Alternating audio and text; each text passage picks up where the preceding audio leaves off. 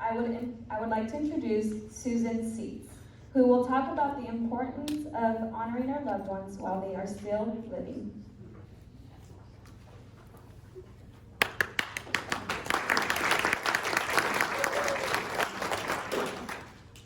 Thank you.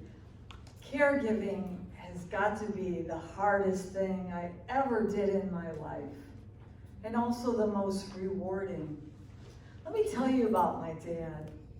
Dad was a 5th grade science teacher. After that, he would go to his second job as a printer. Then he would come home and he would do lesson plans. He did all this so that he could put all 6 of us kids through college. Amazing sacrifice. My mother stayed at home with us, and she was warm and reserved and humorous. She loved playing tricks, like mischievous, and she would go crazy on April Fools. My dad, on the other hand, he had a big personality. To him, nobody was a stranger. Everyone was a potential friend, and that's how he treated everyone. Unfortunately, my mother died at the age of 67 from ovarian cancer. She was the heart of our family.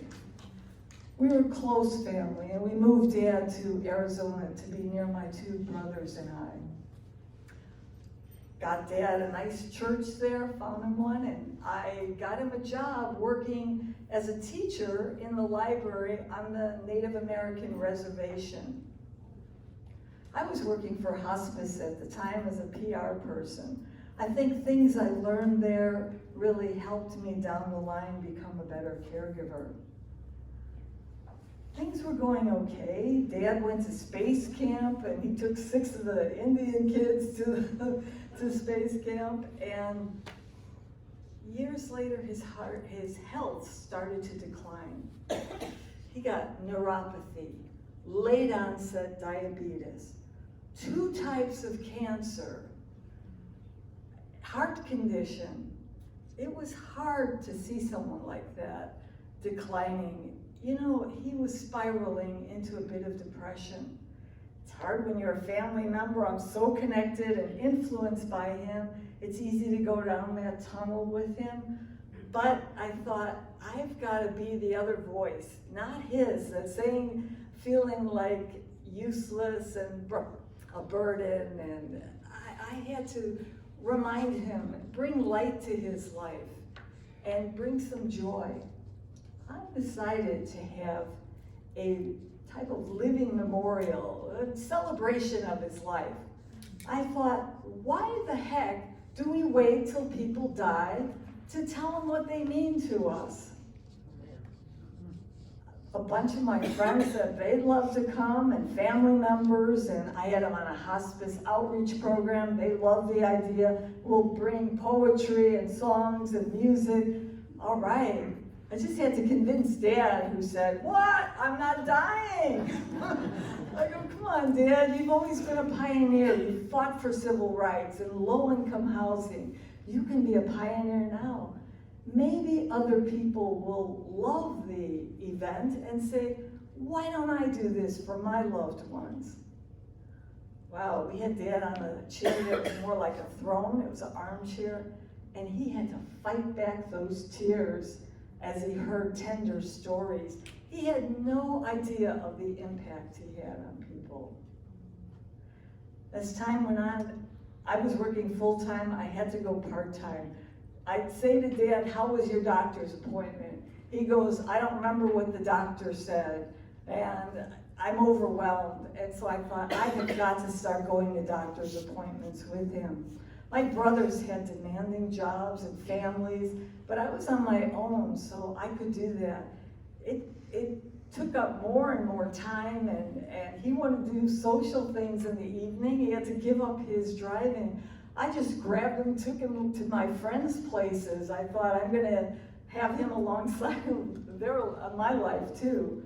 But so many doctor appointments, so many radiation appointments, and and so much to be on top of. I tried having him in a group home, that didn't work out.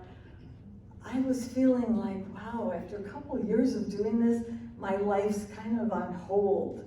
And I didn't want to get resentful. I loved my father. What I decided to do was to call my brother in California. Hey, Jim, would you consider being Dad's caregiver with me? I'll come there and live until we get him stable. And then I want to go off to China and teach English. That was my burning desire. Jim said, great idea.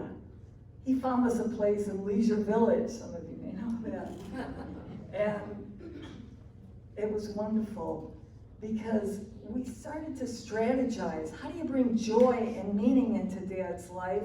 Remind him of who he was, become a mirror, because in that depression before, I had to keep reminding him of the great things he did with his life. I got students to come in and he could tutor them on English. He came right to the house. Got him in an adult veterans daycare center he went to 6 hours a week. 6 hours a day, sorry. He embraced being a soldier again. It was amazing. And he played violin. My brother said, why don't we have a little concert with the neighbors? He made a brochure. I did a magic show in intermission and we had refreshments. And off I went to China. He was stable. But after 2 years, I talked to Jim and he said, guess what, Dad has pneumonia. I can't keep taking care of him, taking off work. I said, all right, my semester's almost over, I'll come. Usually people succumb to pneumonia. He was 97. No problem, I'll go back in the fall. I come there, and once again, Dad is like the Energizer Bunny. He had almost died 3 times. I had him on hospice twice, and they kicked him off. He was so resilient.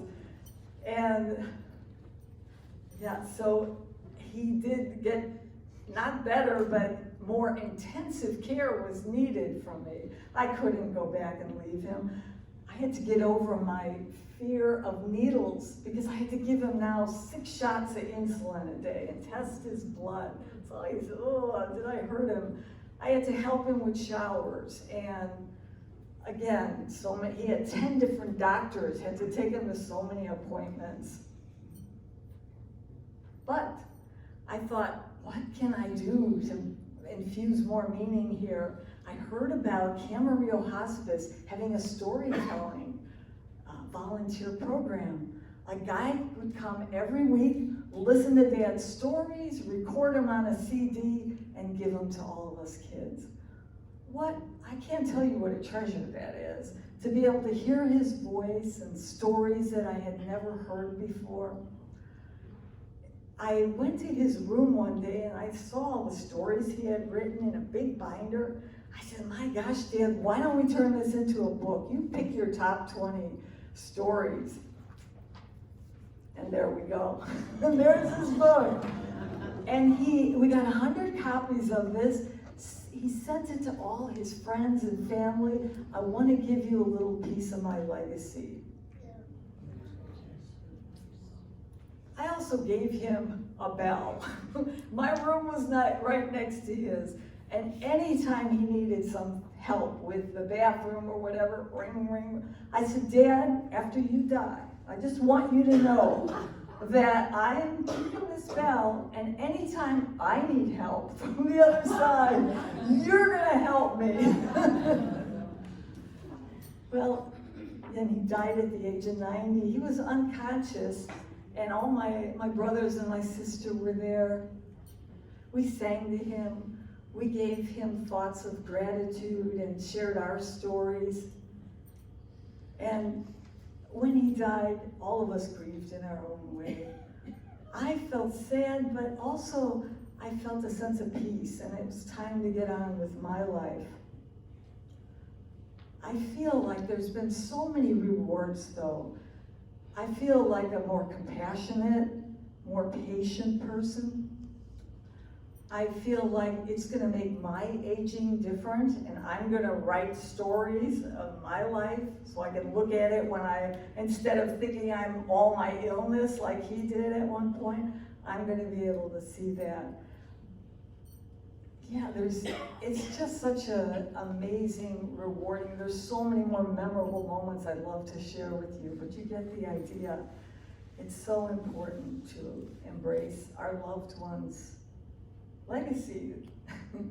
Thank you.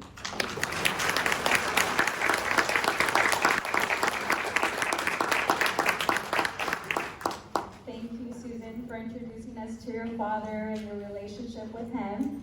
We appreciate how much heart sharing that story took. Next.